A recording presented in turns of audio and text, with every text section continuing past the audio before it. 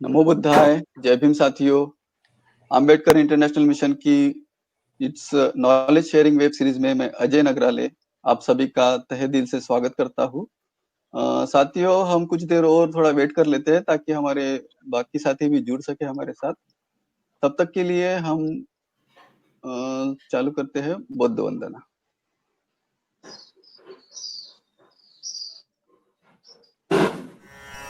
नमो तस्सा भगवतो अरहतो सम्मा सम्बुद्धस्सा। नमो तस्सा भगवतो अरहतो सम्मा सम्बुद्धस्सा।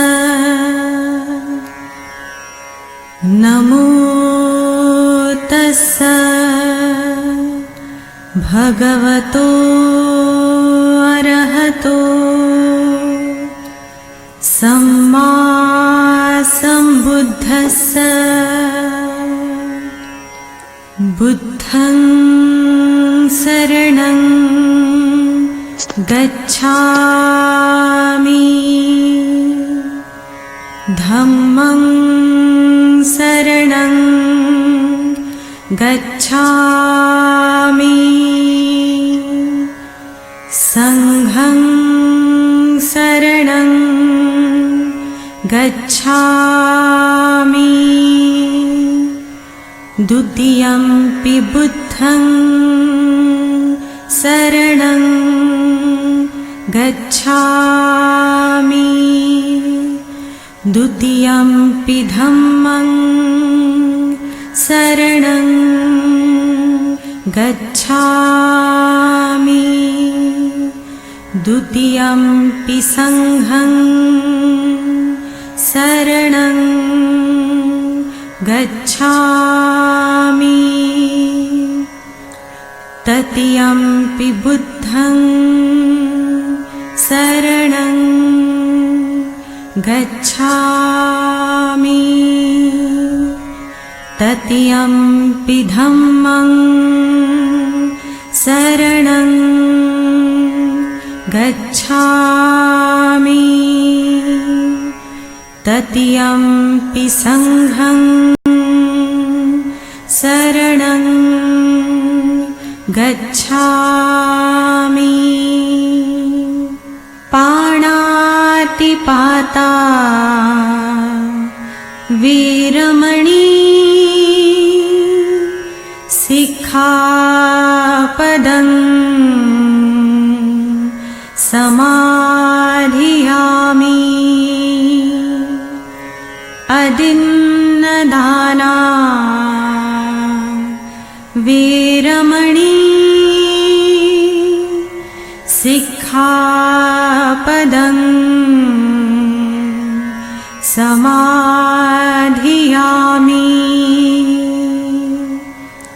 कामेषु मिच्छाचारा वीरमणि सिक्खापदं समाधियामि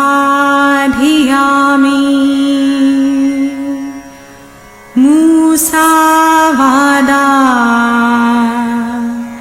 वीरमणि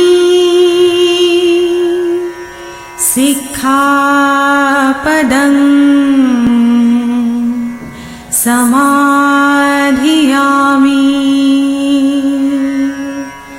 सुरामेरयमज्जपमादठाणा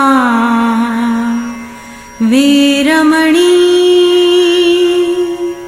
सिक्खापदं समाधियामि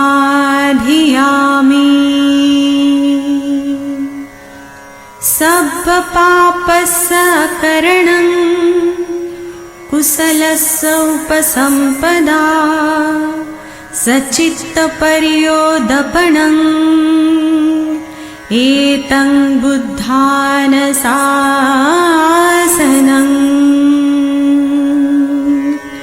साधु साधु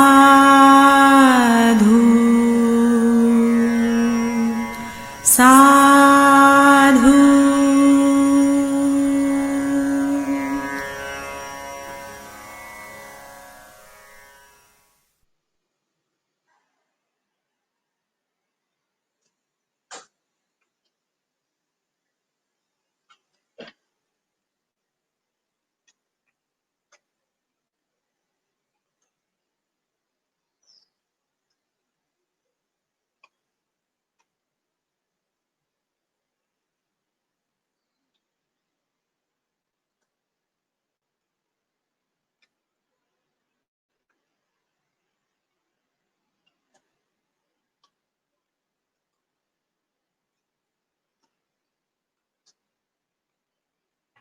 दादा तुमचा ऑडिओ येत नाहीये please. Hello hello. Yes hello. हा अतुल सर तुमचा ऑडिओ येतोय. मी अजय सरांचा म्हणतोय. अजय सर सॉरी आता येतोय आवाज? येतोय आता. ओके अभी आ रहा है please. Just a minute, let me share the screen.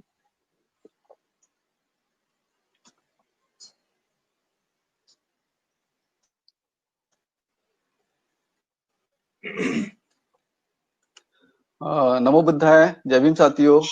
Doctor Ambedkar international mission AMUE के इस नॉलेज शेयरिंग वेब सीरीज में मैं अजय नगराले आप सभी का फिर से एक बार तहे दिल से स्वागत करता हूँ। साथियों, हर सप्ताह की तरह इस सप्ताह भी हम आपके लिए एक स्पेशल टॉपिक लेकर आए हैं, बौद्ध संस्कृति, भारत की स्वर्णिम संस्कृति। साथियों, टॉपिक की विशालता और अहमियत को जानते हुए हमने इसको 2 पार्ट में डिवाइड किया हुआ है। तो फर्स्ट प्रेजेंटेशन हम आज करेंगे और इसका रिमेनिंग पोर्शन हम लोग कल इसी समय पर स्टार्ट करेंगे।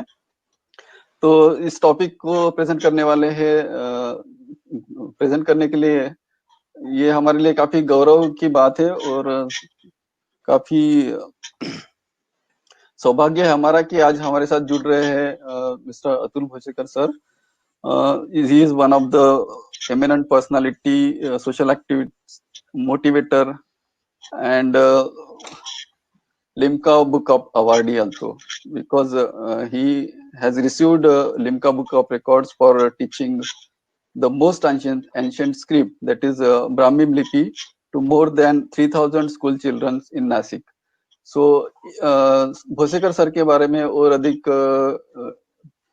ज्यादा परिचय जानने के लिए मैं अभी आमंत्रित करना चाहूंगा कुमार संजय जी को. कुमार संजय जी, आप अपना वेबकैम ऑन कर सकते हैं. साथियों, आप सभी को नमो बुद्धाय, जय भीम, जय भारत, जय संविधान। आज के जो स्पीकर हैं उनका परिचय अपने आप में ही एक बहुत बड़ा सब्जेक्ट है जो कि हम अभी बताएंगे। आज के स्पीकर जो अतुल मुरलीधरन भोसेकर साहब हैं, उनका अगर हम देखें, जो आज का टॉपिक है जो बौद्ध संस्कृति, भारत की स्वर्णिम संस्कृति, सो उसके ऊपर जो है भोसेकर साहब आज दो लेक्चर सीरीज में बताएंगे। अभी हम उनके बारे में जानते हैं, थोड़ा परिचय करते हैं कि अगर क्वालिफिकेशन के बारे में जाने तो भोसेकर साहब ने BSc इन फिजिक्स किए हैं, specialise in vacuum technology, and MA किया है उन्होंने पाली एंड बुद्धिस्ट स्टडीज। वे फर्स्ट रैंक गोल्ड मेडलिस्ट हैं इसमें पुणे से, और उन्होंने डिप्लोमा किया है बुद्धिस्ट आर्ट एंड आर्कियोलॉजी में। तो ये क्वालिफिकेशन भी अपने आप में जो है सो देखने से पता चलता है कि कहाँ से फिजिक्स की जर्नी से स्टार्ट होकर पाली और बुद्धिस्ट स्टडी और वहाँ से आर्कियोलॉजी तक जाता हुआ जो ऐसा दिखता है कि बुद्ध काल से लेकर के बाबा साहेब तक ये जो है सो आज तक जो है सो पूरा कवर हो रहा है। प्रोफेशनल अगर देखते हैं हिस्ट्री में, तो प्रोफेशनल में यहाँ XGM रहे हैं, सेल्स एंड मार्केटिंग का, फार्मास्यूटिकल कंपनी में, और करेंटली भोसेकर साहब जो है सो डायरेक्टर के रूप में कार्यरत हैं। अगर सोशल वर्क के बारे में देखें तो सोशल वर्क में इन्होंने इतना वास्ट वर्क किया है कि 25 सालों से बुद्धिस्ट के ऑफ महाराष्ट्र जो है उसमें स्टडी कर रहे हैं सब। और अगर अगर आप देखते हैं इंडिक स्ट्रीट में तो वो यंग स्टूडेंट्स को शिक्षा देते हैं। अगर उनके धम्मलिपि के बारे में चलते हैं तो करीब 2500 स्टूडेंट्स जो है नासिक में जिन्होंने उन्हें धम्मलिपि को शिक्षा दी है, और इसके लिए उन्होंने वर्ल्ड रिकॉर्ड जो है लिम्का बुक ऑफ रिकॉर्ड में दर्ज है। अगर हम और आगे चलते हैं तो देखते हैं कि वो पाली लैंग्वेज में जो है नासिक पुणे में जो है उन्होंने मिनिस्ट्री में पाली डिपार्टमेंट में जो है सो पाली लैंग्वेज का उन्होंने क्लासेस देते हैं। और भी आगे चलते हैं तो देखते हैं कि बुद्धिज्म और बाबा साहेब डॉक्टर अंबेडकर के लेक्चर्स जो है सो उन्होंने पिछले 20 सालों से जो है सो ले रहे हैं। और अगर देखें तो उन्होंने 2 ऐसे वर्कशॉप लिए हैं जो 30 डेज तक चला है on the ancient script and national mission and manuscript पे। तो ये अपने आप में जो है सो कितना बड़ा वर्कशॉप रहा है इसका अंदाजा लगा सकते हैं आप सभी। ज़्यादा टाइम नहीं लेते हुए अगर हम लोग थोड़ा सा ये देखें कि पब्लिकेशंस कौन कौन से हैं तो नासिक त्रिरश्मि केव्स जो कि इंग्लिश में पब्लिश है, और दूसरा जो है त्रिरश्मि बुद्धा लेनी जो कि मराठी में है, इयम धम्मलिपि जो कि हिंदी में पब्लिश्ड है, एंड धारणी संग्रह जो कि एंशिएंट टेक्स्ट जो पब्लिश्ड है। ये सभी बुक अगर आप चाहें तो जाकर के यहाँ तक कि अमेजन पे भी देख सकते हैं, अमेजन पे भी अवेलेबल है। मैं अभी तुरंत जो है सो अमेजन पे ऑनलाइन जाकर के देख रहे थे। ये बात अलग है कि इस समय शायद स्टॉक नहीं था, लेकिन वहाँ पे भी अवेलेबल है। जिन्हें ये बुक्स चाहिए आप लोग मंगा सकते हैं, कांटेक्ट कर सकते हैं। तो इस तरह से हम लोग देखते हैं कि वोसेकर साहब का जो परिचय है ये अपने आप में कितना बड़ा है, और ये करीब बुद्ध काल से लेकर के अभी तक का पूरा टॉपिक कवर करते हुए एक हमें ऐसा लगता है कि ये जो मूल निवासी बहुजन का जो मूवमेंट है इसमें जो है सो बहुत बड़ा योगदान है। बाबा साहब की स्टेटमेंट हमें यहाँ पे एक याद आती है वोसेकर साहब की पूरी स्टडी को देख करके कि जो लोग अपना इतिहास नहीं जानते, हाँ, वे लोग अपना इतिहास नहीं बना सकते। तो इन्हीं बातों के साथ हम चाहते हैं कि आज का ज़्यादा टाइम न लेते हुए हम इनवाइट करना चाहते हैं कि मान्यवर मूल निवासी अतुल वोसेकर साहब अपना वेबकैम ऑन करें और अपना जो है सो आज का स्पीच स्टार्ट करें। साथियों जय Hind.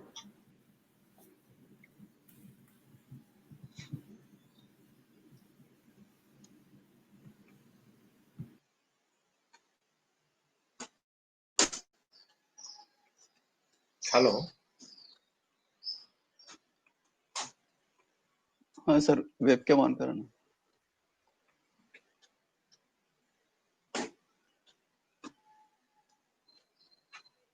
Shall I start? Sir webcam on नाही झालं तुमचं. माझं आहे ना, ऑनच आहे.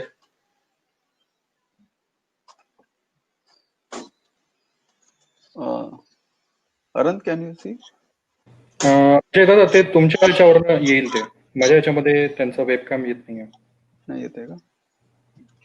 कुमार संजय जी आपको दिख रहा है भोसेकर सर का वेबकैम? नहीं, वेबकैम ऑन नहीं है सर। भोसेकर साहब अपना वेबकैम ऑन करें, फर्स्ट बटन। आपकी आवाज आ रही है लेकिन आपकी फोटो नहीं दिख रही है। हेलो जी सर।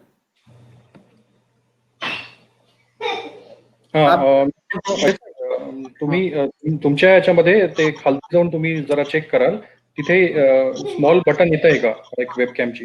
कारण आपण ते ऑफ केली होती सुरुवातीला. नाही येत आहे ना. ते तुमच्याकडनं ऑफ केली होती मला असं वाटतंय. हो, माझ्याकडनं ऑफ केली होती, पण आता ती मला दिसत नाही. नाही ती सरांना वरती आहे ना, तिथे क्लिक करावं लागेल आता.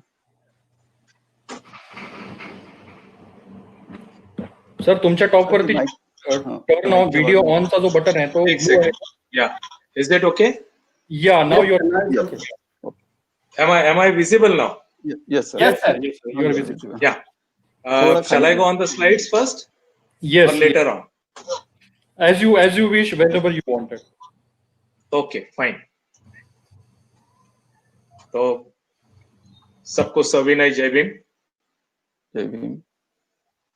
महाकारुणिक तथागत भगवान बुद्ध बोधिसत्व डॉक्टर बाबा साहेब अंबेडकर इनके आदर्श विचारों को पंचांग प्रणाम.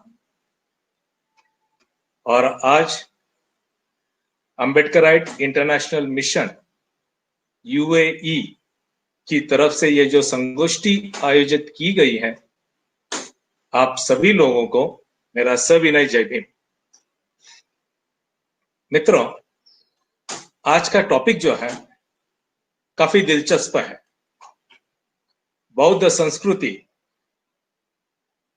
भारतीय संस्कृति की स्वर्णिम संस्कृति.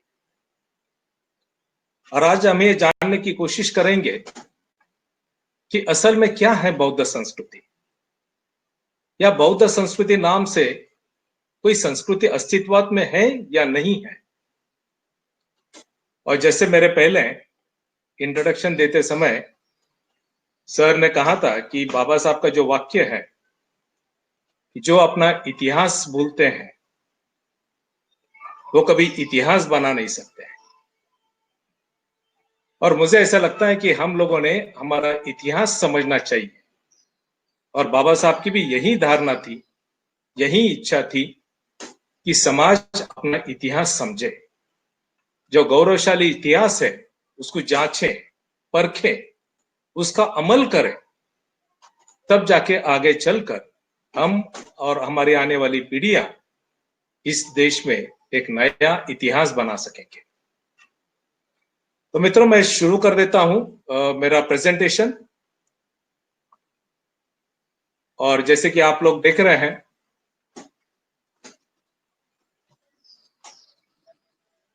is the slides visible? Hello? No sir, you have to share it again. Again share it? Yeah, Hello? you have to screen share. You have Yes, to but screen, I I have have to the sound. do a screen share. Okay, fine. Yeah, click on Yeah, I'm doing. yeah. Yeah, is it there? Yeah, it is visible. Now you can go to the PPT. Okay. Now, yeah, good to go, Yeah, sir. okay. Yeah. Thank you. Yeah, fine. Yeah. तो मित्रों, हम शुरू कर देते हैं. Perfect, sir. जैसे मैं कह रहा था कि अगर हम बाबा साहब की संपूर्ण आंदोलन के बारे में अगर हम थोड़ा सा पढ़ते हैं तो पता चलेगा कि बाबा साहब के आंदोलन के 4 प्रमुख अंग थे. और ये अंग थे सामाजिक, धार्मिक एवं संस्कृति, तीसरा आर्थिक और चौथा राजकीय. यानी उनका पूरा आंदोलन का इतिहास देखिएगा. पूरा आंदोलन और इन्हीं 4 मुद्दों पे बाबा साहब ने अपने अनेक भाषणों में कहा है, अनेक लेख लिखे हैं इसके ऊपर, अपने किताबों में इसका बार बार जिक्र किया हुआ है, और अपने जो वर्तमान पत्र है उसमें भी इन्होंने इसके ऊपर लिखा हुआ है. तो ये सच है कि बाबा साहब के अगर आंदोलन चलाना है तो हमें इन 4 मुद्दों के ऊपर ही चलाना पड़ेगा. जब बाबा साहब का महापरिनिर्वाण हुआ तो बाबा साहब के बाद उनका इस आंदोलन चलाने के लिए बहुत सारे लोग सामने आए, मगर राजकीय इनके वारिस काफी तैयार हुए बाबा साहब के विचारों के. लेकिन बाबा साहब के जो धार्मिक एवं संस्कृति के विचार थे उसके वारिस काफी कम तैयार हुए. और इसलिए हम देखते हैं कि पिछले 50-60 सालों में बाबा साहब की जो इच्छा थी, बाबा साहब ने जिस दृष्टि से बौद्ध धम्म की अपील की थी, हम सभी लोग को दीक्षित किया था, तो उनका जो सपना था उस संस्कृति पिछले 50-60 सालों में इस देश में पल नहीं पाई. उसका मुख्य कारण है क्योंकि बाबा साहब के इस धार्मिक एवं संस्कृति के बारे में हम बिल्कुल ही अनभिज्ञ रहे। हमारा सारा फोकस रहा कि राजकीय वारिस पैदा करने में, हमारा सारा आंदोलन रहा सिर्फ राजकीय आंदोलन की तरफ, और हमारा कहीं पर भी हमने धार्मिक या सांस्कृतिक आंदोलन के बारे में कभी सोचा नहीं है। उसका जो प्रमुख कारण है वो ऐसा लगता है कि अगर हम पढ़े कि उसका क्या कारण हो सकता है, क्यों ना हमारी धार्मिक संस्कृति इस ढंग से पली कि जैसे उस काल में भगवान बुद्ध के काल में पड़ी थी, क्या कारण हो सकता है उसका। और इतिहास में अगर हम इसको थोड़ा सा ढूंढने की कोशिश करेंगे तो हमें पता चलेगा कि इतिहास में ही उसका उत्तर छिपा हुआ है। बौद्ध साहित्य में एक प्रमुख किताब है, इसका नाम है मिलिंद पन्नो। इस मिलिंद पन्नो में बंते नागसेन और मिलिंद राजा का संवाद है। पूरे प्रश्न उत्तर का यह संवाद है इस किताब में। एक जगह पर मिलिंद राजा बंते नागसेन से पूछते हैं, धम्म का पतन क्यों होता है? और बंते नागसेन उत्तर देते हैं कि धम्म का पतन 3 कारणों से होता है। पहला कारण, धम्म समझाने वाला व्यक्ति प्रशिक्षित अगर न हो तो। दूसरा कारण, धम्म का प्रचार करने का वातावरण न हो तो। और तीसरा कारण, धम्म सुनने के लिए कोई तैयार न हो तो। मित्रों, पिछले 50-60 सालों का अगर हम इतिहास देखेंगे तो इन तीनों कारणों में से कोई ना कोई कारण हर एक जगह पे, हर एक काल में हमारे साथ रहा, और इसीलिए धम्म की संस्कृति हम ठीक से निभा नहीं पाए। तो एक प्रश्न उठता है कि क्या हम सही में भगवान बुद्ध, उनका धम्म और उनका संघ की परिभाषा समझ सके या नहीं।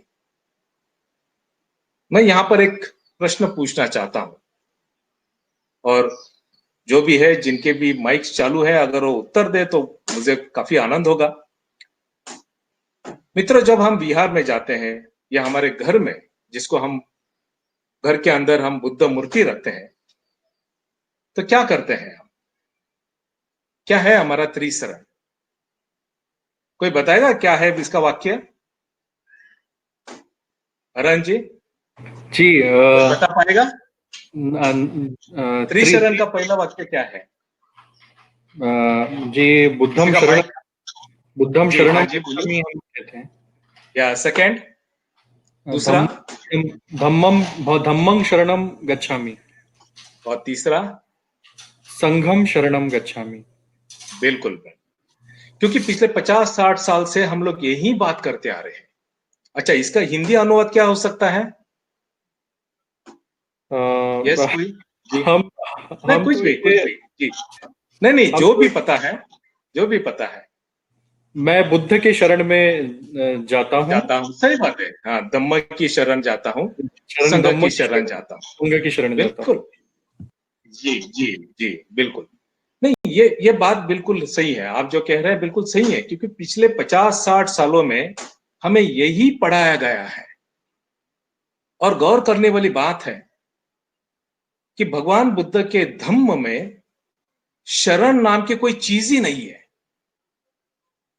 क्योंकि शरण शब्द जो है, ये पाली शब्द बिल्कुल ही नहीं है। ये शब्द जो है, ये संस्कृत शब्द है।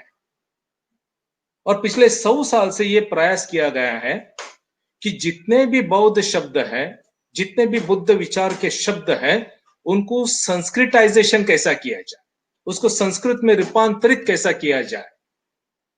और ये गलती हमारी नहीं है, ये गलती पिछले 50-60 साल से जो हमें पढ़ा रहे हैं ये चीज, ये गलती उनकी है। हम तो उन्हीं को फॉलो करेंगे, लेकिन ये गलती उनकी है। क्योंकि पाली त्रिपिटक में, पाली भाषा में शरण नाम का कोई शब्द ही नहीं है। पाली भाषा में शब्द है शरणं, यानी जो त्रिशरण है वो शुरू होता है बुद्धं शरणं गच्छामि। जब हम शरण बोलते हैं और जैसे हिंदी में या मराठी में या अंग्रेजी में अनुवाद किया जाता है कि मैं बुद्ध की शरण जाता हूं, मैं धम्म की शरण जाता हूं, मैं संघ की शरण जाता हूं, ये बात ही बिल्कुल गलत है। क्योंकि बुद्ध किसी की शरण मांगते ही नहीं है, बुद्ध किसी को शरण देते ही नहीं है। ये शरण शब्द जो है, इसका अगर हम अर्थ देखेंगे तो हमें पता चलेगा कि जैसे प्राचीन काल में दो दो राजाओं के बीच में झगड़ा होता था, वॉर होता था, लड़ाई होती थी। एक राजा जीत जाता था और दूसरा पराजित हो जाता था। जो पराजित राजा है वो जीतने वाले राजा को शरण जाता था। आज के तारीख में हम उसको बोलेंगे गुलाम बन जाता है उसका। भगवान बुद्ध के धम्म में कोई जेता है ही नहीं, कोई पराजित है ही नहीं है, कोई किसी को शरण जाने की बात ही नहीं है। शरण क्यों जाए? बुद्ध खुद कहते हैं कि मैं आपका मोक्षदाता नहीं हूं, मैं आपका मार्गदाता हूं, मैं आपको मार्ग दिखा दूंगा। चलना या नहीं चलना ये सिर्फ आप कर सकते हो। तो इसीलिए बुद्ध किसी की शरण नहीं मांगते, ना हमने बुद्ध को शरण जाना चाहिए, क्योंकि जहां पर आप शरण गए वहां पर आप गुलाम बन गए।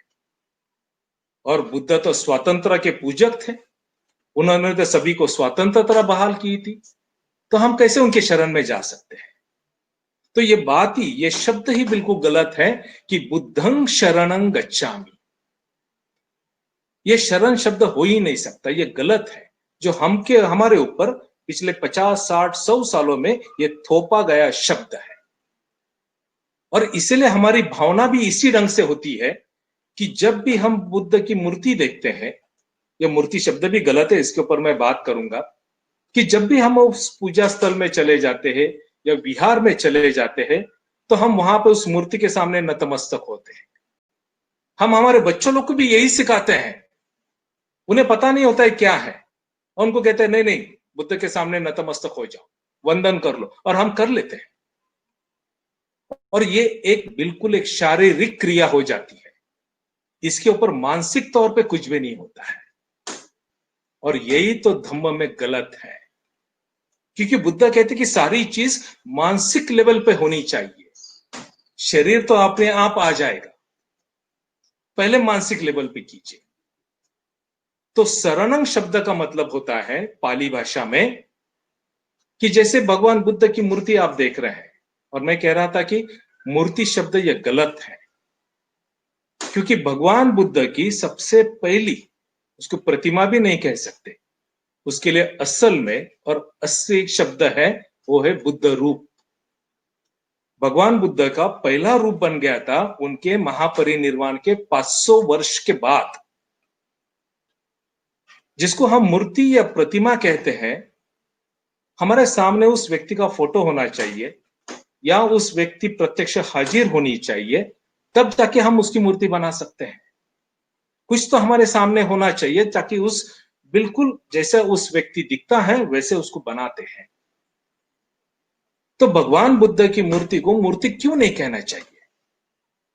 उसका सही कारण है, ये जो बुद्ध रूप हमारे सामने दिखाई देता है, ये बुद्ध रूप ये सिद्धार्थ गौतम के लिए नहीं है, ये सिद्धार्थ गौतम की प्रतिमा नहीं है, ये उस महापुरुष की प्रतिमा है, उस महापुरुष का रूप है जिसने बुद्धत्व प्राप्त किया है, जिसने परिश्रम पूर्वक बुद्धत्व प्राप्त किया है, जिसने अंतिम सत्य जाना है, जिसने सही में ज्ञान प्राप्त किया है, बोधि प्राप्त किया है।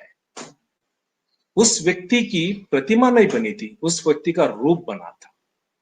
तो जब भी हमारे सामने ये बुद्ध रूप है और जब हम उसको वंदन करते हैं और कहते हैं कि बुद्धं शरणं गच्छामि, इसका मतलब होता है ये जो सामने मेरे सामने जो बुद्ध रूप दिखाई दे रहा है, उसमें जो बुद्धत्व के गुण मुझे दिखाई दे रहे हैं, उसका जो बोधि चित्त मुझे समझ में आ रहा है, वैसे ही बोधि चित्त मेरे मन में उमल के आ जाए, मेरे मन में फूल जाए और मैं भी उसी राह पर चलूं।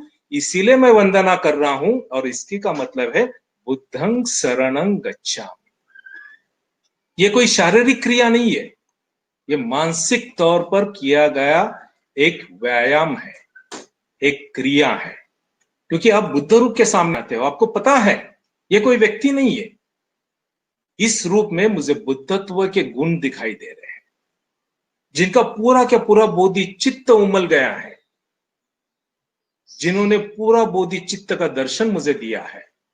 उस बोधि चित्त जो मेरे अंदर है, वो भी इनके साथ रह के, वो भी इनका साक्षात्कार करते हुए, वो भी मैं भी उसी राह पर चलूं, इसीलिए बुद्धं शरणं गच्छामि। अभी धम्मं शरणं गच्छामि क्या होता है? भगवान बुद्ध के जो विचार है, जो मनुष्य कल्याण के विचार है, मानवता के विचार है, सबके प्रति प्रेम के विचार है, सबके प्रति जो करुणा के विचार है, मित्रता भावना के विचार है, ये विचार सतत मेरे मन में आ जाए, उभर के आ जाए और मैं सतत उनका आचरण करते रहूं। ये जो धम्म है, पाली भाषा में धम्म शब्द का अर्थ होता है भगवान बुद्ध के विचार, भगवान बुद्ध की देशना, मंगलमय विचार, करुणा विचार, मित्रता भावना, ये होता है धम्म। धम्म का अर्थ धर्म नहीं होता है, धर्म ये संस्कृत शब्द है और धम्म का धर्म करना यह गलत है। तो जब मैं कहता हूं कि धम्मं शरणं गच्छामि, तो ये जो विचार है भगवान बुद्ध के, जो मानवतावादी विचार हैं, सबका मंगल चाहने वाले विचार है, ये विचार मेरे मन में सतत कायम रहे, इसलिए मैं कहता हूं धम्मं शरणं गच्छामि। तो अभी संगम शरणं गच्छामि क्या है? तो संगम शरणं गच्छामि ये है कि जो भगवान बुद्ध का जो संघ है, और ये संघ केवल बौद्ध भिक्खु और भिक्खुनी का संघ नहीं है। भगवान बुद्ध ने अपने संघ की बहुत बढ़िया सी परिभाषा की है। बुद्ध कहता है कि मेरे संघ में भिक्खु है, भिक्खुनी है, साथ में उपासक है और उपासिका भी है, और यही भगवान बुद्ध का संघ है।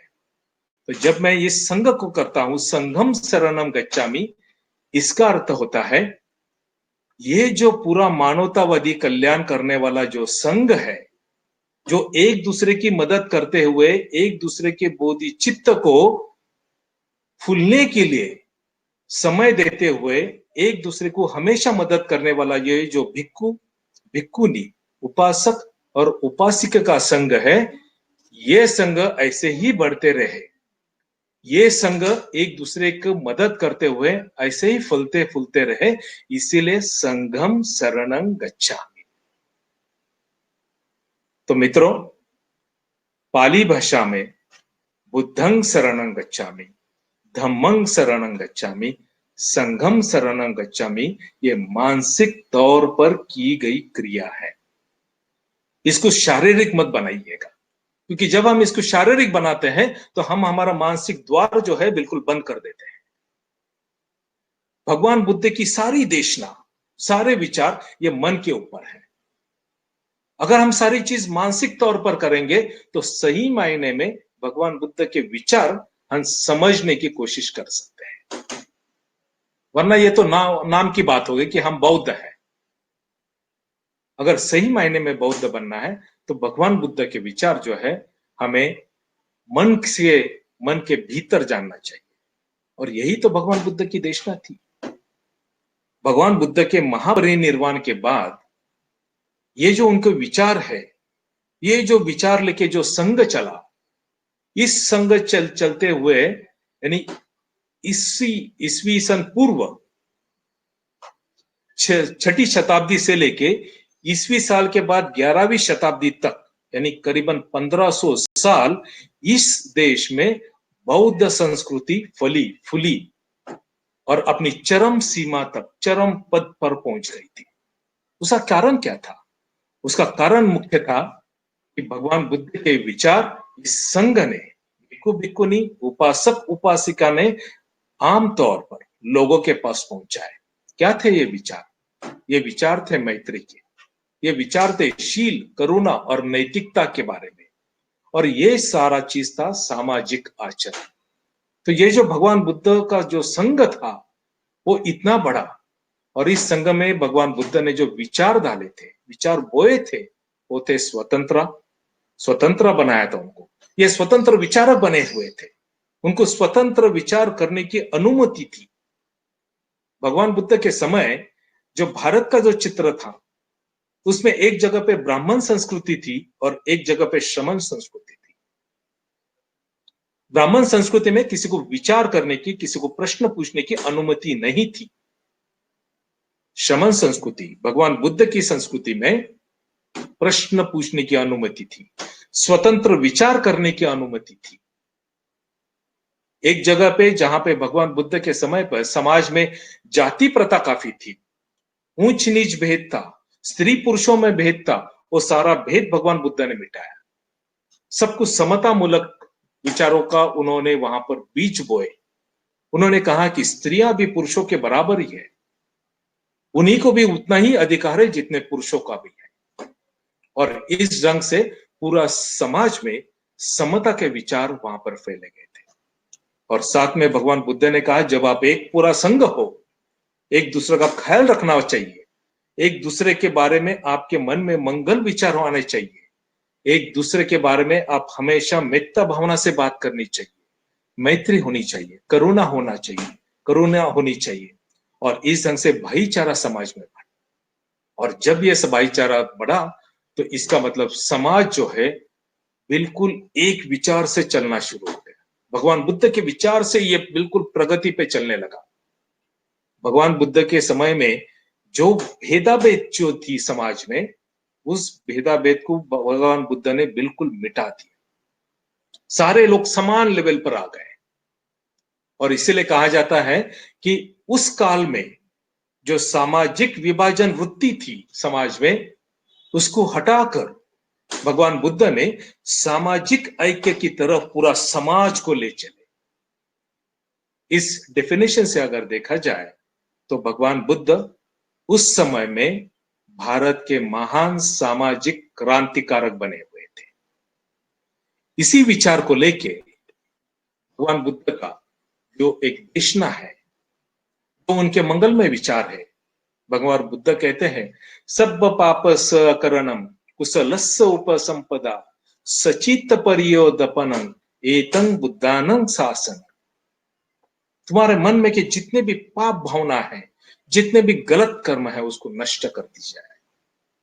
आपके मन में, आपके चित्त में हमेशा दूसरे के प्रति अच्छे विचार रहना चाहिए, मंगल विचार रहना चाहिए, करुणा कारक विचार रहना चाहिए। और जैसे जैसे आपके मन में इतने अच्छे विचार होते रहेंगे, उतना उतना बढ़िया आपका आचरण होता रहेगा।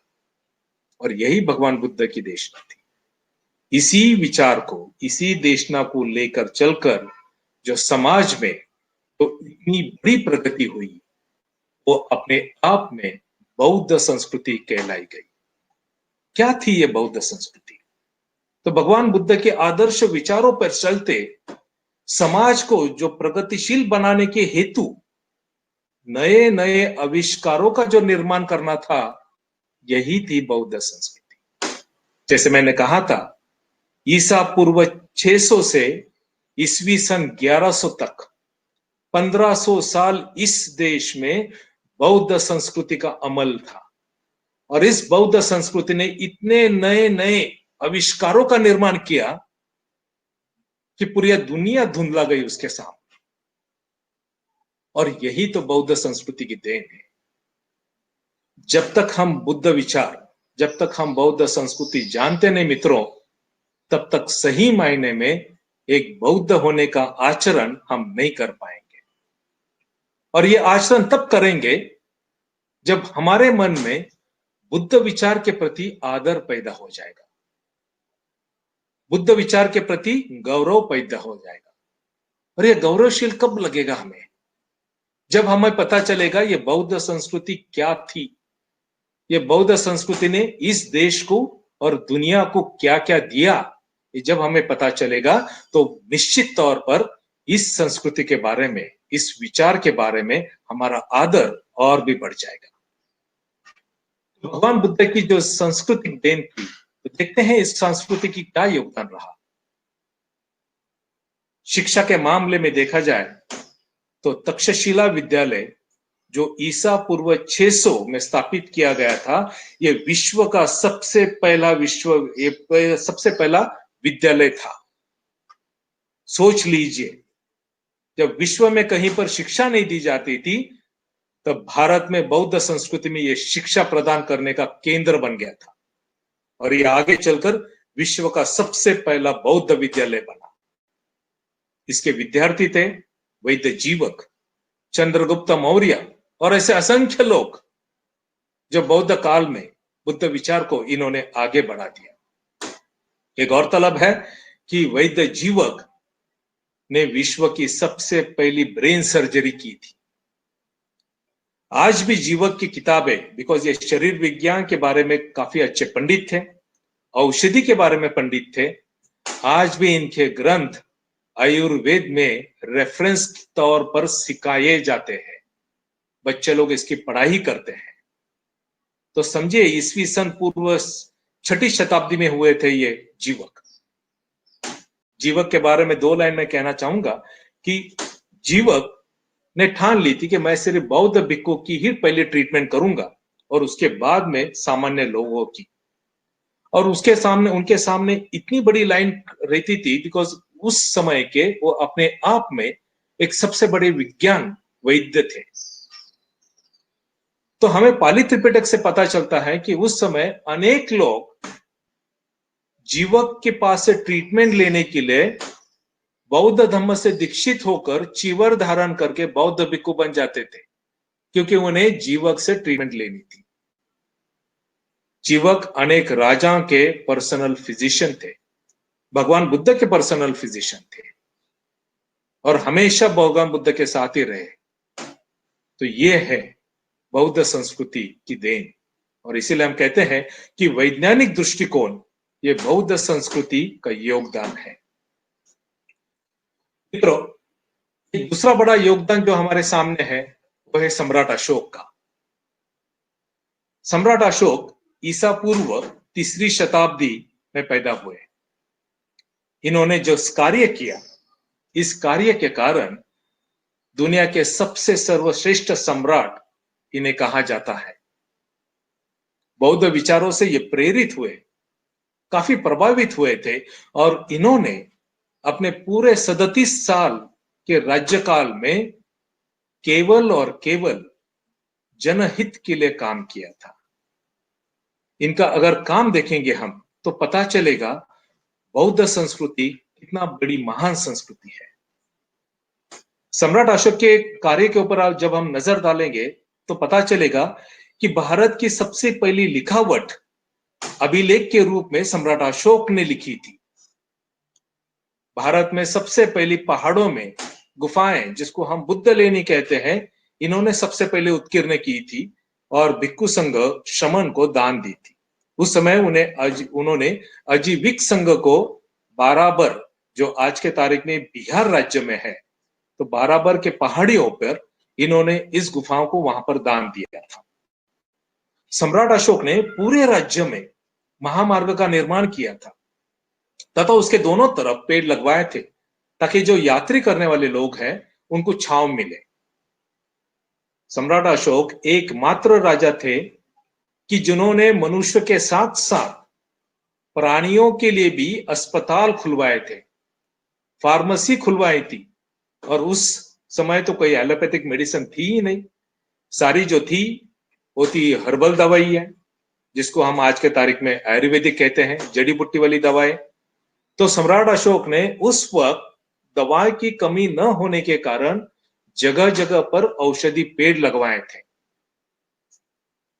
सम्राट अशोक ने भगवान बुद्ध के जीवन से निगडित हुए हर एक स्थल, हर एक स्थान को खोजा और उस स्थान पर एक स्तूप अथवा स्तंभ या फिर विहार बनवाए। सम्राट अशोक ने ही भगवान बुद्ध के बुद्ध गया की जगह, जिसको हम कहते हैं कि जहां पर उन्हें बोधि प्राप्त हुई, वो स्थल खोज निकाला और वहां पर उन्होंने वज्रासन बिठा दिया और आगे चलकर उन्होंने महाबोधि महाविहार की ईंटों का बांधकाम सबसे पहले भारत में और एशिया में किया दिया। सम्राट अशोक ने बुद्ध वचन को सुरक्षित रखने के लिए तीसरी धम्म संगीति बुलाई और साथ में जितने भी भगवान बुद्ध की देशना थी, पाली त्रिपिटक थी, उसका संगायन किया। और जो इस संगायन के विरुद्ध करने वाले जो बौद्ध भिक्खु थे, उनको निष्कासित कर दिया और संघ को परिपूर्ण शुद्ध बना दिया। इनका धम्म के प्रति इतना बड़ा लगाव था, इतना बड़ा आदर था कि सम्राट अशोक ने अपने पुत्र और पुत्री को धम्म से दीक्षित करके उन्हें श्रीलंका भेजा ताकि वहां पर जाके वो धम्म का प्रचार प्रसार करें। साथ में इनके अभिलेख से पता चलता है कि सम्राट अशोक ने अपने अनेक बौद्ध भिक्खु, बौद्ध आचार्यों को विभिन्न देशों में भेजा ताकि उन देशों को भी पता चले कि भगवान बुद्ध के विचार क्या है, प्रजा को कोई तकलीफ न हो। इसलिए सम्राट अशोक ने अपने राज्य के कानून बिल्कुल लोकहित को नजर रखते हुए काफी सख्त बनाए थे और जो भी प्रजा को तकलीफ दे उनको सख्त सजा दी जाती थी। तो मित्रों, लोक कल्याण भावना ये बौद्ध संस्कृति का योगदान रहा है।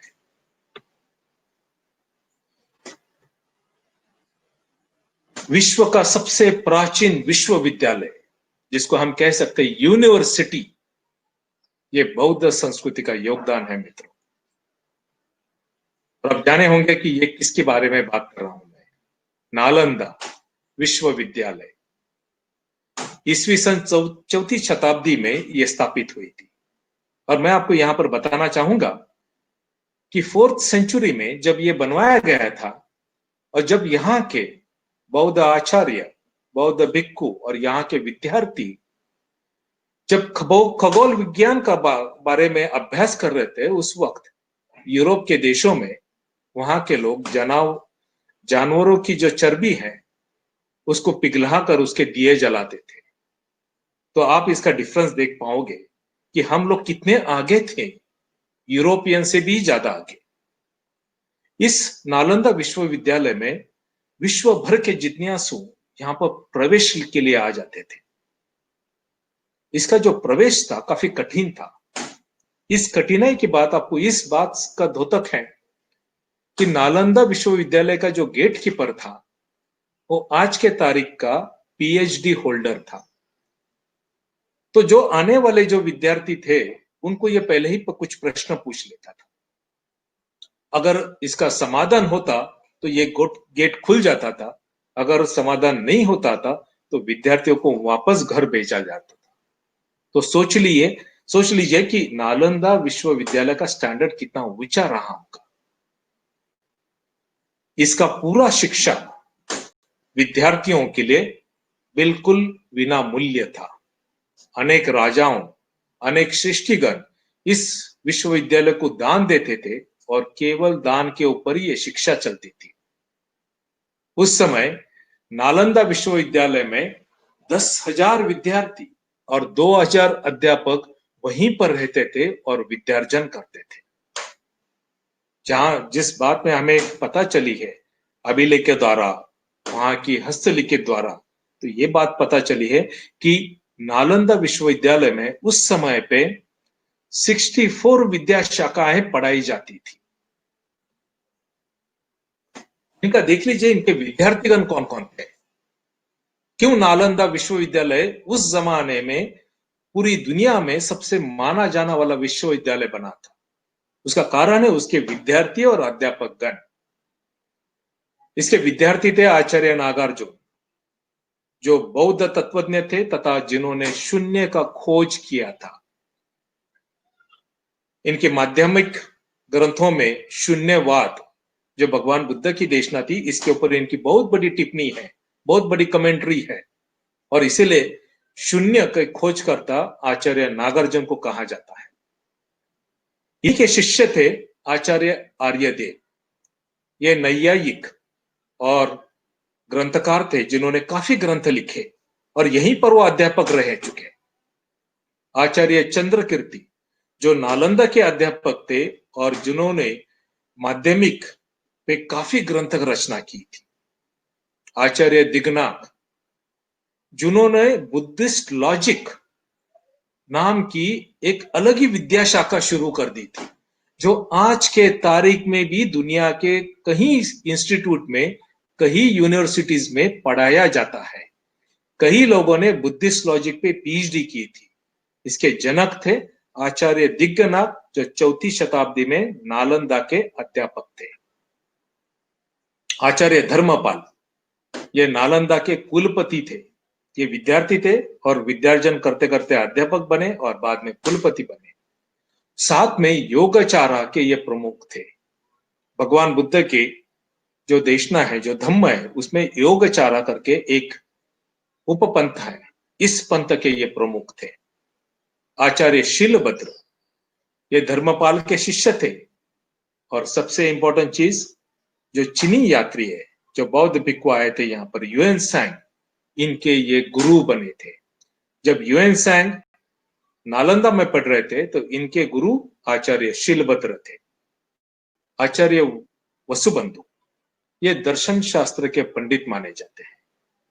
आज भी इनके कई ग्रंथ आज भी फिलॉसफी में पढ़ाए जाते हैं।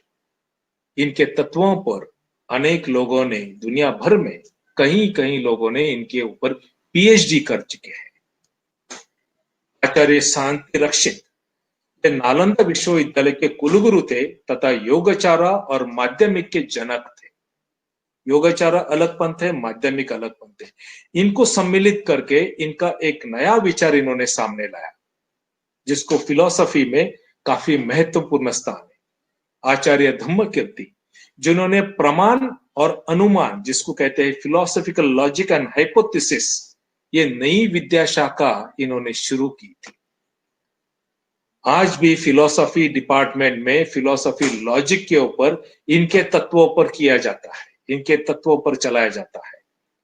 अनुमान निकाले इन्होंने, प्रमाण क्या निकाला है, प्रमाण किसको कहते हैं, अनुमान कैसे निकालना चाहिए, इसकी पूरी की पूरी थियरी धर्मकीर्ति ने हमारे सामने रखी हुई है। आचार्य बोधि धर्म, जिन्होंने ध्यान और मार्शल आर्ट्स, ये अपने आप में उसमें एक बड़े ज्ञानी थे। और ये दोनों विद्याएं ये चीन में ले गए और चीन के लोगों को इस विद्या के बारे में समझाया और उसका वहां पर प्रचार और प्रसार किया। ह्वेन सांग, राजा हर्षवर्धन, ऐसे कई असंख्य विद्वान यहां पर शिक्षित हुए हैं। मित्रों, उच्चतम ज्ञान और संशोधन ये बौद्ध संस्कृति का योगदान रहा है। आज के तारीख में भी दुनिया में कितने भी विश्वविद्यालय हैं, नालंदा की जैसी पढ़ाई वो आज के तारीख में भी नहीं दे सकते हैं।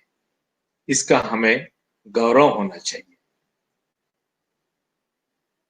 नालंदा की और एक खासियत थी, नालंदा में 3 बड़ी लाइब्रेरियां थी और हर एक लाइब्रेरी की बिल्डिंग 9 मंजिले की थी।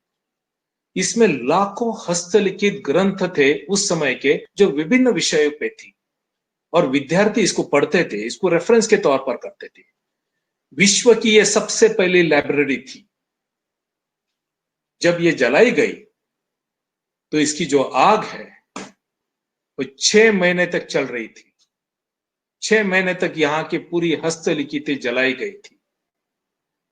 लेकिन एक अच्छी बात है, उसी के दौरान, उसी काल में इसके कई ग्रंथों को चीन में ले जाया गया और वहां पर चीन की भाषा में इसको भाषांतरित कर दिया गया।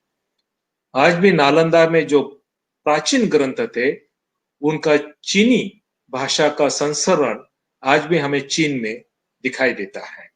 कई लोग उसके ऊपर अभ्यास भी कर रहे हैं। नालंदा के अलावा उदंतपुरी, विक्रमशिला, जगदला, वल्लभी, सोमपुरा, ऐसे बहुत सारे विश्वविख्यात बौद्ध विद्यालय थे जो अपने आप में बौद्ध संस्कृति के द्योतक थे। इन डेप्थ यूनिवर्सल नॉलेज, ये बौद्ध संस्कृति का योगदान रहा है। बौद्ध संस्कृति और एक सबसे बड़ी देन है बुद्ध लेनी, या जिसको हम कह सकते हैं बौद्ध गुफाएं। भारत में सबसे पहला सम्राट अशोक, इसने इस गुफाओं को सबसे पहले बनाया था। यही है ये जो मैं कहने चाह रहा था, ये है बाराबर पहाड़ी जो बिहार में है, उस पहाड़ी में ये इन्होंने ये सबसे पहली गुफाएं बनाई थी। इस गुफा की खासियत है कि ये पूरी के पूरी ग्रेनाइट पत्थर के अंदर बनाई गई हुई है। अगर इसके अंदर आप चले जाते हो, इसकी जो झिलाई है, यानी इसका जो शाइनिंग है, इसका जो पॉलिश है, वो बिल्कुल मिरर पॉलिश जैसा है कि अगर आप इस दीवार के बगल में खड़े रहते हो तो आपकी जो है छाया इसमें दिखाई पड़ती है। जैसे आप आईना देखते हो उस ढंग के आपके वहां पर आपका इमेज आपको वहां पर दिखाई देगा। इसी गुफा के अंदर सम्राट अशोक ने अपना अभिलेख लिखा हुआ है, जो पूरी दीवार में लिखा हुआ है। ये जो योगदान है ये बौद्ध बुद्ध लेनी का, ये सम्राट अशोक की देन है। सम्राट अशोक के बाद ये जो तंत्र है, पहाड़ों में बुद्ध लेनी का उत्कीर्ण करना, पूरी बुद्ध जो गुफा है, जो पहाड़ है, पत्थर है, उसको छन्नी और हथौड़ों से पीरा निकालना, ये जो कला है, ये सम्राट अशोक के बाद ये चलती रही और ये काम सिलसिला चलता रहा करीबन 9वीं और 10वीं शताब्दी तक। ये सबसे ये जो कला है ये बिहार से चली गई उड़ीसा, उड़ीसा आ गई ये आंध्र प्रदेश, आंध्र प्रदेश से आ गई महाराष्ट्र, महाराष्ट्र से चली गई मध्य प्रदेश, गोवा, और ये इस ढंग से फैली गई। और इसीलिए हम देखते हैं पूरे भारतवर्ष में आज के तारीख में करीबन 1100 गुफाएं हैं। इन 1100 गुफाएं में से करीबन 1000 गुफाएं महाराष्ट्र में स्थित है। इनमें से करीबन 950 गुफाएं ये बुद्ध लेनी है। बाकी के जो है इसी की कॉपी किए हुए हिंदू और जैन गुफाएं हैं। अशोक की और एक सबसे बड़ी खासियत बात जो योगदान है, बौद्ध संस्कृति ने शिल्पकला इस देश को बहाल की है। ये सम्राट अशोक का जो स्तंभ है, ये स्तंभ उसने जो किया है ये वैशाली में है। आप इसकी झिलाई देखिए, इसकी पॉलिश देखिए इस पूरे पत्थर के, और इसके ऊपर रखी है सिंह। यही सिंह 4 मुद्रा वाला जो है हमारा राष्ट्र चिन्ह बना हुआ है।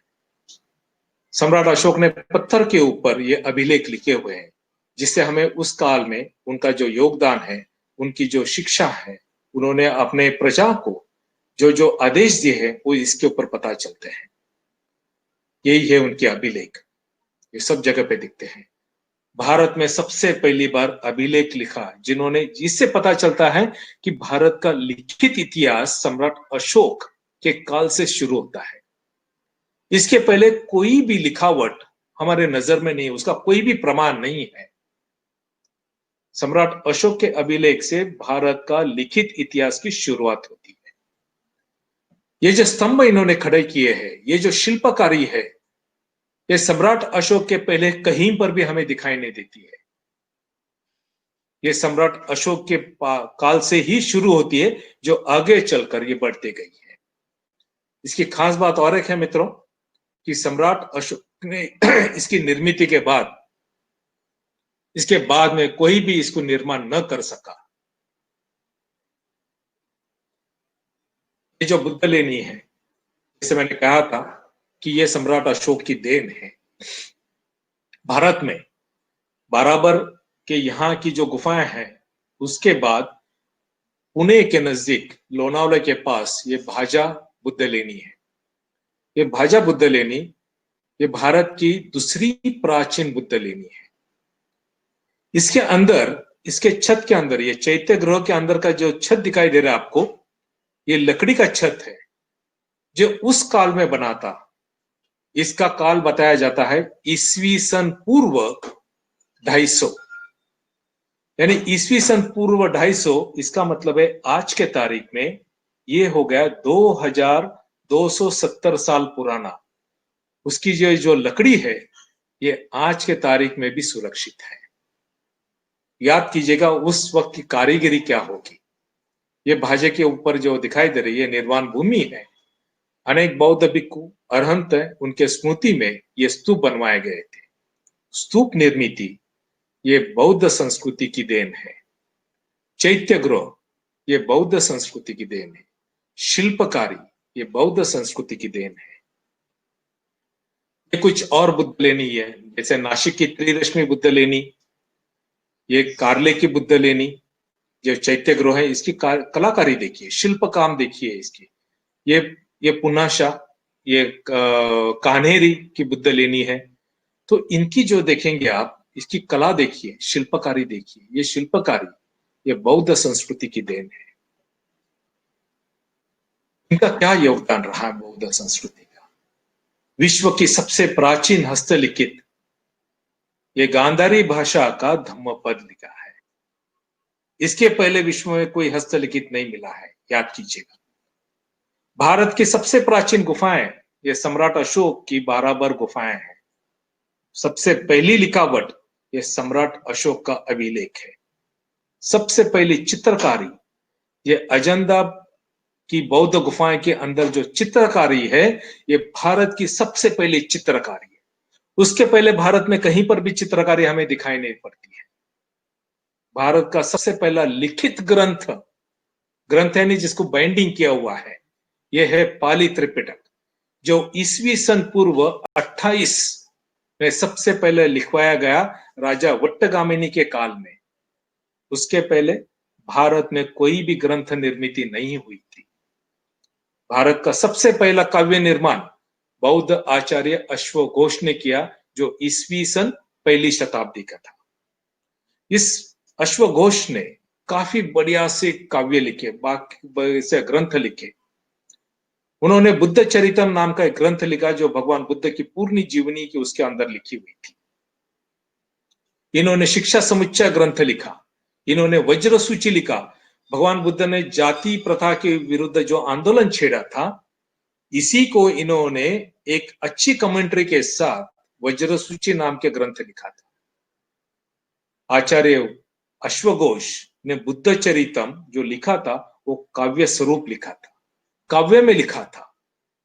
और इस अश्वघोष के बाद 300 साल के बाद पैदा हो गए कालिदास, और इस कालिदास ने अश्वघोष की बहुत सारी काव्य की चोरी की, और उन्होंने फिर आगे चलकर मेघदूत काव्य रचा। मेघदूत के अनेक काव्य के पद में हमें आचार्य अश्वघोष के बुद्ध चरितम के पद दिखाई देते हैं। इस देश की संस्कृति रही है, इस देश का देखिएगा आप कि उन्होंने कालिदास को महाकवि का सम्मान दिया, लेकिन जिन्होंने इस देश में काव्य प्रकार सबसे पहली शुरुआत की, उस आचार्य अश्वघोष की एक भी काव्य भारत के पंचकाव्य में शामिल नहीं है। लेकिन जिन्होंने चोरी की, उस कालिदास को कवि कुलगुरु कहा गया, और उसके 3 काव्य को भारत के पंचकाव्य का महत्व स्थान दे दिया। मित्रों, उसका महत्वपूर्ण कारण है क्योंकि हमें ही हमारी बौद्ध संस्कृति के बारे में कुछ भी पता नहीं है। और जब तक हमें यह पता न चले, तब तक हमें बौद्ध संस्कृति के बारे में गौरव कैसा प्राप्त होगा? इसको हम गौरवशाली इतिहास कैसे हम इसको उजागर कर सके? और यही कारण है कि ये बुद्ध विचार, बौद्ध संस्कृति ये पीछे पड़ गई। भारत की सबसे पहली ईंटों की इमारत ये सम्राट अशोक ने बनवाई, जब उन्होंने महाबोधि महाविहार की स्थापना की। इसके बाद में अनेक राजाओं ने मदद की, लेकिन सबसे पहली स्थापना सम्राट अशोक ने की है। और यूनेस्को ने अपने वर्ल्ड हेरिटेज साइट का जब इसको दर्जा दिया, तो इन्होंने स्पष्ट शब्द में कहा कि पूरे एशियाई खंड में ईंटों की सबसे प्राचीन इमारत केवल और केवल महाबोधि महाविहार है, जो सम्राट अशोक ने बनवाई है। देखिए हमारी बौद्ध संस्कृति कितनी वैभवशाली है। एशिया का सबसे लंबा महामार्ग यह बौद्ध काल में हुआ है, जिसको आज के तारीख में हम ग्रैंड ट्रंक रोड कहते हैं। ये चंद्रगुप्त मौर्य और सम्राट अशोक ने निर्मित की है। 9,500 किलोमीटर का महामार्ग है मित्रों। पेशावर से चलता है और म्यांमार तक पहुंचता है। आज भी इसी महामार्ग का उपयोग किया जाता है। कितना गौरवशाली इतिहास है हमारा। और इसीलिए मित्रों, बौद्ध संस्कृति का ये योगदान रहा है। शिक्षा पद्धति, शिल्पकला, चित्रकला, वास्तुकला, लेखन कला, सड़क निर्माण, अस्पताल, फार्मेसी, ये सब बौद्ध संस्कृति का योगदान है। और ये योगदान इसलिए रहा क्योंकि उस काल का पूरा समाज ये बुद्ध विचारों से प्रेरित था। बुद्ध विचारों से प्रेरित होने के बाद उन्होंने नए नए आविष्कार का निर्माण किया जो संपूर्ण मानव जाति के लिए अतिशय हित का बन गया। और इसी को चलते 1500 साल ये संस्कृति इस देश में पली, इस देश में फूली और पूरे समाज को नहीं पूरी दुनिया को इन्हें प्रेरित किया। हमारी जो पाली भाषा है, जो भगवान बुद्ध की वचन की भाषा कही जाती है, भारत की ये अनेक भाषाओं की जननी रह चुकी है। जब बौद्ध भिक्खु आशियाई खंड में चले गए तो इन्होंने अपने साथ बुद्ध विचारों के साथ यहाँ की भाषा पाली भाषा और यहाँ की लिपि धम्म लिपि ये साथ लेके गए। और जब ये वहां पर ले गए तो इन्होंने उस देश की भाषा और लिपि को प्रेरित किया और साथ में उस देश की संस्कृति को भी प्रेरित किया। आज अगर हम हमारे आसपास के देश देखेंगे, भले है उत्तरी के तौर पर देखेंगे, वो तिब्बत हो, भूटान हो, चीन हो, जापान हो, कोरिया हो, और दक्षिण की तरफ देखेंगे Sri Lanka, Laos, Cambodia, Thailand, Hong Kong, Burma, ये सारे देशों की संस्कृति ये बौद्ध संस्कृति से प्रेरित है। इन सारे देशों की भाषा अगर आप देखोगे तो ये पाली भाषा से प्रेरित हुई है। इन देशों की लिपि देखिए आप, इन देशों की लिपि सम्राट अशोक की अभिलेख की लिपि जिसको धम्म लिपि कहा जाता है, इससे प्रेरित हुई है। तो जहां जहां बौद्ध विचार गए, जहां जहां बौद्ध संस्कृति गई, वहां पर उन्होंने उस देश को प्रेरित किया। यही तो बड़प्पन है बौद्ध संस्कृति का।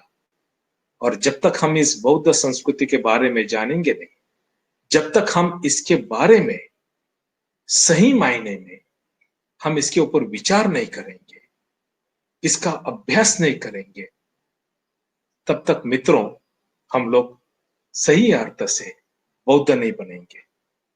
हमारी बौद्ध बनने की जो प्रक्रिया है वो केवल और केवल ये बुद्ध विचार और बौद्ध संस्कृति समझने में नहीं है। और इसलिए बाबा साहब हमेशा कहते थे, जब तक आप अपना इतिहास नहीं समझ पाओगे, उसका अभ्यास नहीं करोगे, तब तक आप अपना इतिहास नहीं बना पाओगे। मित्र, ये जो बौद्ध संस्कृति का इतिहास है वो आज भी उतना ही कायम है। ये सारे वास्तुएं, ये संस्कृति के सारे धारक, भले वो प्राचीन ग्रंथ हो, भले प्राचीन वो स्तंभ हो, स्तूप हो, बुद्ध लेनी हो, या और भी बाकी के सारे चीजें, ये सारी चीख चीख कर कह रहे हैं कि बौद्ध संस्कृति कितनी महान संस्कृति थी। हालांकि ये कहना चाहिए कि भारत का नाम दुनिया में उजागर इसीलिए हुआ क्योंकि वहां पर बौद्ध संस्कृति पली, वरना विश्व में कौन जानता था भारत को। सम्राट अशोक के समय भारत का जो इंटरनेशनल ट्रेड में शेयर था वो था 33%। उस वक्त हमारी जीडीपी थी, आज हमारी जीडीपी 1 और 2% के ऊपर जाने के लिए तैयार नहीं है। तो सोच लीजिए उस वक्त सम्राट अशोक का कितना होल्ड होगा, कितना कंट्रोल होगा पूरी दुनिया पर। और वो वैभवशाली इतिहास इसीलिए था क्योंकि वो बुद्ध विचार के धारक थे। बुद्ध विचार ने लोगों के मन को इतना प्रफुल्लित किया था, इतना स्वयं प्रेरणा पूर्वक किया था कि वो नए नए आविष्कार का निर्माण करते रहे, नए नए पायदान चढ़ते चले गए और अपने एक समय में, अपने काल में बौद्ध संस्कृति बिल्कुल चरम सीमा पर थी। मित्रों, इसी संस्कृति को हमें समझ के लेना है।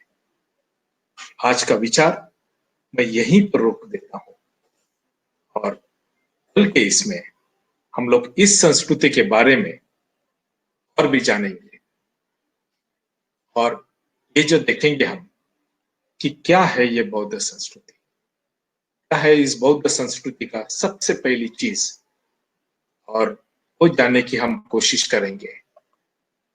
मित्रों, एम आई विजिबल?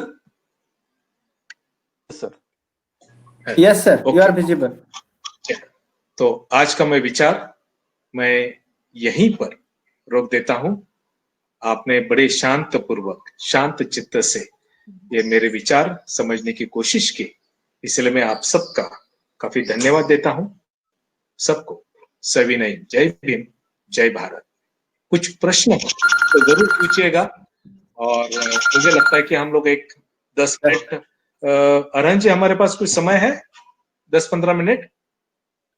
सर, हम चाहते हैं कि जो भी आज के श्रोतागण हैं, जो भी आज के व्यूअर्स हैं, वो भी अपना क्वेश्चन पूछ सकें और आप उसका उनका आंसर दे। तो हम चाहेंगे कि व्यूअर लोग से रिक्वेस्ट करना चाहेंगे कि आप लोग क्वेश्चन अपना रखें यहाँ पे और हम उसमें से चुन करके और उसमें से हम लोग जो है सर से क्वेश्चन पूछेंगे और उसका जवाब आप लोग को दिया जाएगा।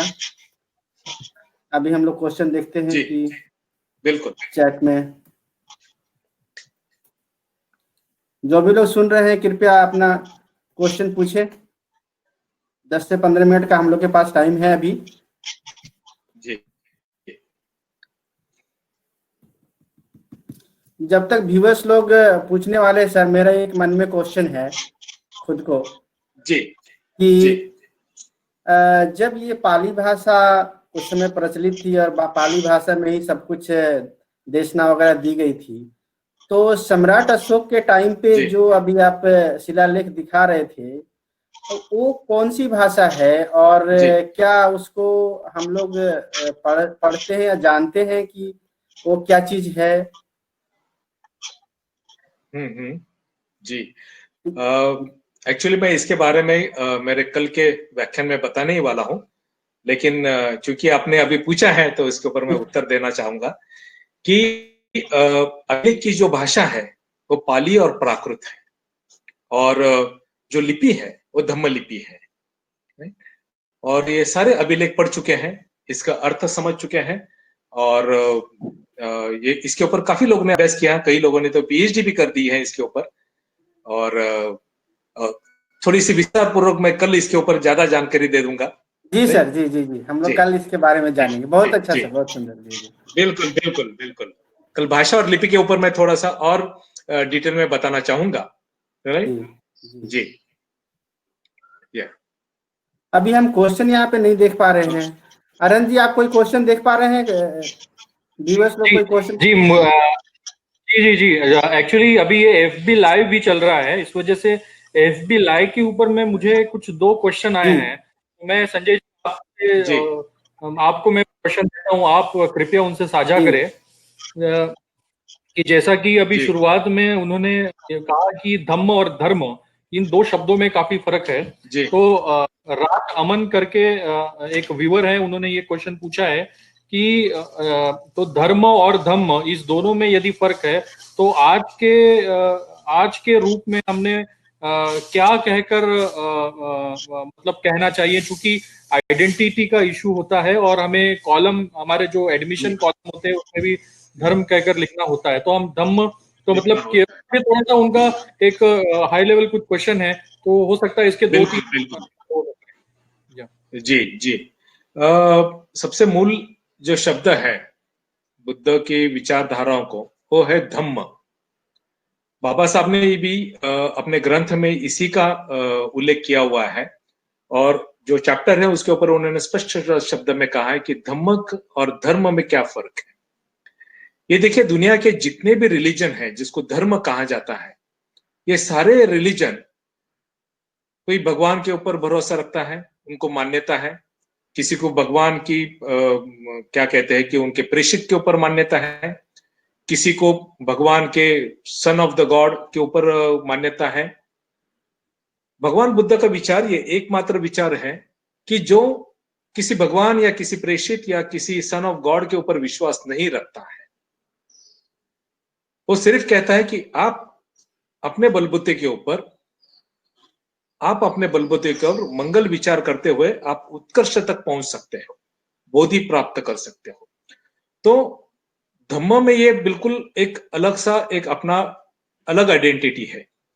धम्म ये धर्म नहीं बन सकता है, लेकिन चूंकि आज के तारीख में हर जगह पे जब भी आप जाओगे तो उधर जैसा कॉलम होता है कि आपका धर्म का कॉलम या रिलीजन का कॉलम होता है, तो आमतौर पर हमने वहां पर बुद्धिस्ट लिखना है या बुद्धिज्म लिखना है।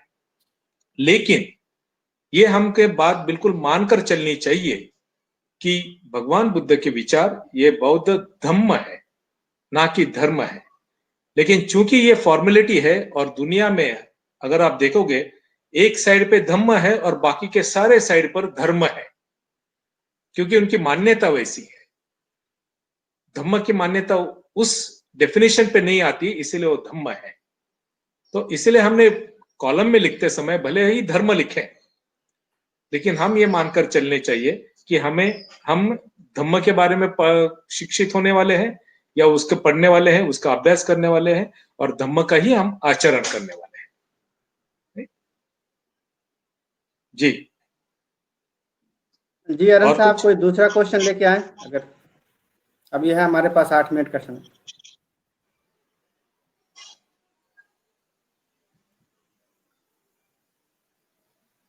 अरुण जी, आप मेरी आवाज सुन रहे हैं? जी संजय जी, मैं सुन रहा हूं आपको, और उसी से रिलेटेड कुछ क्वेश्चन है। जी यदि ये मतलब हमारी जो बौद्ध संस्कृति जो है ये इतनी बड़ी रही है, तो आज के दौर पे बौद्ध संस्कृति जैसा मतलब नाम ही हम लोग देख नहीं पाते हैं, मतलब इसके बारे में कोई चर्चा ही नहीं है। तो क्या लगता है आपको कि ये किस तरीके से बौद्ध संस्कृति, जो संस्कृति हमारे प्राचीन काल में थी, वो हम लोग वापस से हम लोग ला सकते हैं भारतवर्ष में, या फिर दुनिया में हम लोग कह सकते हैं कि हाँ ये बौद्ध संस्कृति है? मतलब खासकर से भारत के परिप्रेक्ष्य में ये प्रश्न पूछा गया है। जी देखिए, ये बौद्ध संस्कृति के निशान जो है हमें पूरे भारत में दिखाई देते हैं, यहां तक कि भारत के बाहर भी दिखाई देते हैं। जैसे प्राचीन ग्रंथ है, हस्तलिखित है, प्राचीन एंटिक्विटीज है, आर्कियोलॉजिकल एंटिक्विटीज, जिसमें बुद्ध लेनी आती है या फिर अशोक के स्तंभ आते हैं, स्तूप आते हैं, सारी चीज आती है। ये सारे लोग, ये जो सारी चीजें हैं, ये सभी को जानकारी है इसके बारे में। जो इसके बारे में पढ़ते हैं उनके लिए तो ये आमतौर की बात है। जैसे फॉर एग्जाम्पल कोई हिस्ट्री का स्टूडेंट हो या कोई आर्कियोलॉजी का स्टूडेंट हो तो ये इसके बारे में जान पाएगा, लेकिन आमतौर पर सामान्य लोग इसके बारे में नहीं जानते हैं। हमें इतिहास जो पढ़ाया जाता है हमारे स्कूली किताबों में, आप देखोगे वहां पर कि सम्राट अशोक के ऊपर एक आध चैप्टर होगा छोटा सा, और ये हमेशा कहा जाता है उसमें कि कलिंग युद्ध के बाद उसने जो है शस्त्र डाल दिए और बौद्ध धर्म का स्वीकार किया। इसके आगे में सम्राट अशोक की क्या योगदान रहा है, उसकी क्या देन रही है इस देश के, इसके बारे में कहीं पर इसकी चर्चा नहीं की जाती है। ये हमारी शिक्षा प्रणाली की जो है लिमिटेशन है। ये शायद हो सकता है कि इस संस्कृति को वो उजागर नहीं करना चाहते हैं। तो ये आप पर और हम पर ये अभी रिस्पॉन्सिबिलिटी है कि हम ये बौद्ध संस्कृति को दोबारा लोगों के सामने ले आए।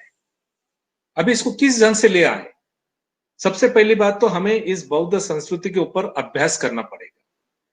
हमें समझना पड़ेगा कि बौद्ध संस्कृति की देन क्या रही है, क्या योगदान रहा है इस देश की प्रगति में। जब हमें पता चलेगा तब हम सही मायने में दूसरों को इस संस्कृति के बारे में बता सकेंगे। अभी जैसे फॉर एग्जांपल भाषा लिपि है, अगर हम पाली भाषा पढ़ते हैं तो हमें पता चलेगा बुद्ध वचन क्या है, क्योंकि पाली भाषा का एकमात्र अभ्यास है वो है पाली त्रिपिटक। अच्छा, अगर हमें धम्म लिपि के बारे में जानना है कि प्राचीन लिपि कौन सी है भारत की, वो है धम्मलिपि। तो जब तक हम सम्राट अशोक के अभिलेख नहीं पढ़ते हैं तब तक हमें पता नहीं चलेगा वो लिपि क्या चीज है, ये लिपि का महत्व क्या है आज के तारीख में भारत में या दुनिया में। ये जब तक हम नहीं पढ़ेंगे तब तक नहीं होगा।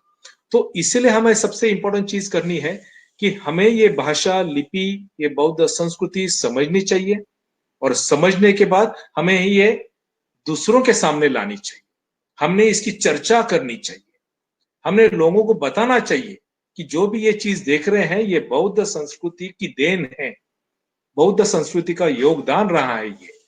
ये जब तक हम नहीं पढ़ेंगे तब तक हम नहीं बता सकेंगे। तो मेरा सबसे पहला ये एक आप सभी को अपील होगा कि आप सब ने बौद्ध संस्कृति को जानने की कोशिश कीजिए, उसके बारे में पढ़ने की कोशिश कीजिए। जब आप पढ़ोगे तब आपको अचरज भी होगा या आपको बड़ा सम्मान लगेगा, आपको गर्व महसूस होगा कि मैं इतनी गौरवशाली परंपरा से आया हूं। ये जब तक हमें पता नहीं चलेगा तब तक हम खुद को गौरवशाली नहीं समझेंगे। तो इस संस्कृति को पढ़ना चाहिए, इस संस्कृति को लोगों के सामने लाना चाहिए, इसको उजागर करना चाहिए। भले इसके ऊपर आर्टिकल्स लिखे, इसके ऊपर व्याख्यान दे, इसके ऊपर लोगों को शिक्षित करे, यही हमारे सामने आज के तारीख में है। क्योंकि आज का जो वातावरण है, जैसे मैं दोबारा वहां पर ले जाऊंगा आपको मिलिंद पन्नों में, कि अगर वातावरण नहीं हो, इसको समझाने वाले शिक्षित व्यक्ति न हो और सुनने के लिए कोई तैयार ना हो, तो बिल्कुल संस्कृति जो है ये नष्ट हो जाती है। इसको अगर संस्कृति को हमें कायम रखना है तो हर काल में इसका जो कारण है, ये तीनों में से कुछ ना कुछ कारण है। आज हम जानना चाह रहे हैं लेकिन इसको समझाने वाले लोग सामने चाहिए, इसका वातावरण उस ढंग का होना चाहिए। ये वातावरण भी निर्मित हम कर सकते हैं और शिक्षित जब हम बनेंगे तो नेचुरली हम लोगों को समझाने की कोशिश करेंगे।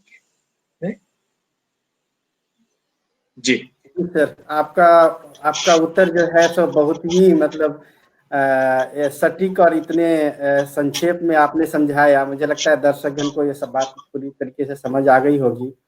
आपके ये समझाने में जो जब आप बता रहे थे तो मुझे एक और शब्द मिला था जो ही मेरे लिए बहुत ही प्रेरणादायी और उसे अडॉप्ट करने के लिए मुझे ये कर रहा था कि सच्चा बारिश, एक आदर्श बारिश। हम लोगों ने पढ़ भी रहे हैं, लेकिन अभी तक जो है ये कह लीजिए कि बाबा साहेब का बारिश या जो बुद्ध की जो संस्कृति है उसका बारिश, अभी तक हम लोग वारिस नहीं बनने के लिए तैयार है या नहीं बन पाए हैं। तो शायद हम अपने दर्शकों से ये अपील करना चाहेंगे कि ये जो शब्द सर ने आज हमें जो दिया है, तो क्या हम लोग ऐसा करने के लिए क्या प्रेरणा ले सकते हैं?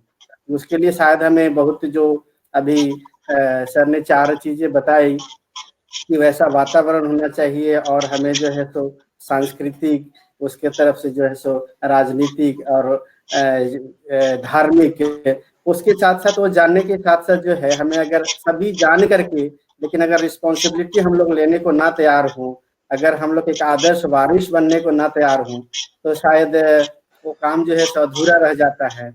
तो हम लोगों को वारिस बनने के लिए शायद इसके लिए प्रेरणा लेनी चाहिए। आप ये सब मेरे लिए बहुत ही मार्मिक और बहुत ही प्रेरणादायी था सर। Thank you so much. जी जी थैंक यू। एक क्वेश्चन आ रहा है संजय जी। ये प्रश्न हमें एफपी लाइव में मिला है। प्रश्न ये है कि सभ्यता और संस्कृति में क्या अंतर है? देखा गया तो ये दोनों बहुत ही पैरेलल शब्द है। जब हम कहते हैं कि बौद्ध सभ्यता तो बौद्ध संस्कृति, लेकिन सभ्यता जो है ये आपका आचरण दिखाती है, संस्कृति जो है ये बिल्कुल परिपूर्ण होते हैं कि आपको ये सभ्यता कहां से आई, ये संस्कृति से आई। संस्कृति ये देख लीजिए कि ये एक जैसे कि एक एनसाइक्लोपीडिया जैसा है, और जब हम सभ्यता की बात करते हैं ये पैरेलल शब्द जरूर है, लेकिन सभ्यता को अपनी सीमाएं हैं। ये डिक्शनरी जैसा काम करेगी, और अगर संस्कृति के बारे में बात करेंगे तो संस्कृति एनसाइक्लोपीडिया जैसी है। बस इतना सा, बस मामूली सा फर्क है। कई लोग इसको कहते हैं कि बौद्ध सभ्यता, कई लोग कहेंगे कि बौद्ध संस्कृति। दोनों भी शब्द आज के तारीख में प्रचलित हैं, दोनों के ऊपर लोग काम करते हैं। जैसे भारत की संस्कृति या भारत की सभ्यता बताते समय वो कहेंगे कि मोहनजोदारो की सभ्यता, उसके बाद में कहेंगे कि वैदिक सभ्यता, उसके बाद में कहेंगे बौद्ध सभ्यता। ये इस ढंग का चलते रहेगा, लेकिन ये सभ्यता सिर्फ आचरणात्मक शब्द के हिसाब से इस्तेमाल की जाती है। संस्कृति ये धरोहर की जैसी है, ये पूरी धरोहर आपके सामने लाती है, जिसके कारण सभ्यता बनी है। सभ्यता से संस्कृति नहीं बनती, संस्कृति से सभ्यता बनती है। जी जी जी अरुण जी, लगता है समय तो खत्म हो चुका है। जी जी और क्वेश्चन लेंगे या फिर हम लोग कंक्लूडिंग मैसेज दे सकते हैं? जी, मेरे ख्याल से क्वेश्चन तो अभी एफबी लाइव में जितने थे मैंने सर को दिए हैं। एक कुछ क्वेश्चंस मेरे ख्याल से आज के टॉपिक से रिलेटेड नहीं होने की वजह से मैं उन्हें नहीं ले रहा हूँ। कल ले वो लेंगे हम लोग। कल के टॉपिक में सर को कवर कर लेंगे, तो हम वो क्वेश्चंस कल ले लेंगे। जी जी जी जी बिल्कुल बिल्कुल। संजीव, ओवर टू यू, आप आगे ले जाएं। जी अरुण जी, लगता है कि आज का हम लोग जो है सो ये कंक्लूडिंग मैसेज आपके लिए मैं छोड़ता हूँ कि आप कंक्लूड करके और जो है सो आज की ये खत्म करें। आज का जो अपना परिचर्चा है, आज का जो विषय है, उसको फिर कल के लिए हम लोग जो है सो रखते हैं। तो आप आगे आए और आज का कंक्लूडिंग मैसेज दें। मैं सभी दर्शकों को यही कहना चाहूंगा कि कल वापस से सेशन जो है 6 बजे होगा, 6 बजे दुबई टाइम के हिसाब से और भारतीय टाइम के हिसाब से 7:30 बजे। तो कल वापस अतुल भोसेकर सर ये हमें आगे की जो बात है, बौद्ध संस्कृति, भारत की स्वर्णिम संस्कृति, इस विषय पर जो दूसरा सेशन है वो कंडक्ट किया जाएगा। और आपके सारे जो प्रश्न हैं हम लोग वापस सर के कल के सेशन के बाद में हम लोग उन्हें लेंगे। और उसके बाद में हम लोग जो हमारा क्विज कॉन्टेस्ट जो इस वेबिनार सीरीज के तहत हम लोग हर वेबिनार सीरीज में लेते हैं, तो वो क्विज कॉन्टेस्ट हम लोग कल यानी कि सैटरडे शाम 6 बजे दुबई टाइम और 7:30 बजे इंडियन टाइम के हिसाब से लेंगे। मैं बहुत बहुत धन्यवाद देना चाहूंगा अतुल भोसेकर सर आपको, जो आपने अपना बहुत ही मूल्यवान समय आपने इस सेशन के लिए दिया। और इस सेशन में आकर आपने बहुत ही अच्छी इंफॉर्मेशन जो हमारे रोजमर्रा के काम में आप आ रही है, ये हमारे आइडेंटिटी से जुड़ी है, बौद्ध संस्कृति से जुड़ी है, ये इंफॉर्मेशन आपने हम तक साझा की, उसके लिए आज बहुत बहुत धन्यवाद। मैं चाहूंगा कि हमारे जो क्या कहते हैं वेबिनार सीरीज के जो होस्ट हैं अजय जी नगराले, वो कृपया इस सेशन को आज कंक्लूड कर सकते हैं। अजय जी, आप अवेलेबल हैं? Thank you Arant. सभी चीजें ऑलमोस्ट कवर की है आपने। तो मैं चाहूंगा thank you Bhosekar sir, thank you very much, thank you Sanjay ji, thank you Arant and all attendees, thank you very much to all of you for giving your valuable time to listen this very informative and important topic. तो इसी को हम लोग कल शाम को फिर से कंटिन्यू करेंगे, same time 6 PM Dubai time and India time 7:30 PM। तो सबका मंगल हो, सबका कल्याण हो, इसी कामना के साथ मैं आज के इस सेशन को यहीं पे कंक्लूड करना चाहूंगा। धन्यवाद। जय भीम। जय भीम। जय भीम।